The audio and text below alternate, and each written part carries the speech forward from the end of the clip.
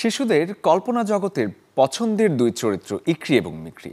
তাদের সাথে যদি আপনার আদরের শিশুকে নিয়ে খানিকক্ষণ কাটাতে চান তবে যেতে পারেন রাজধানীর আলিয়স ফ্রান্সেস দ্য ঢাকায়, কারণ সেখানে চলছে ব্যতিক্রমী এক চিত্র নির্ভর প্রদর্শনী ইকরি মিকরি আ ওয়ার্ল্ড অব পিকচার্স বুক।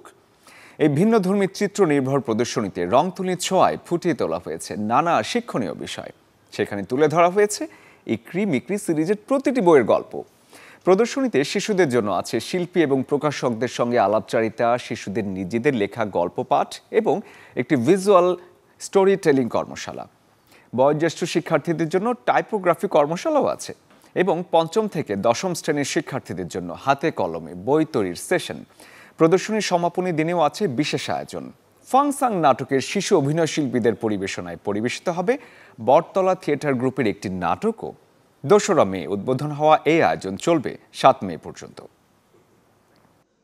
আমি এটা আসলে এক্সিবিশন বলবো না, আমি বলবো আসলে এটা বাচ্চাদের জন্য একটা হতে পারে নিজের মতো যা খুশি করার একটা সুযোগ।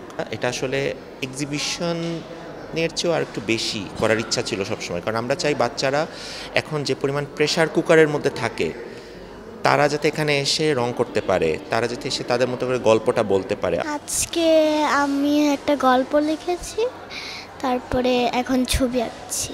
গল্প করতে করতেই কিংবা এই পেইন্টিং কালেকশন করতে করতেই এই চিন্তাটা আসলে মাথায় এসছে। আর আলাদা আলাদা করে কিছু না করে আমরা মনে করেছি ওকে ফাইন, এটা হয়ে গেছে, ওটার সাথেই সবাই মার্চ করা। সো এইভাবে আসলে একটি যাত্রা শুরু।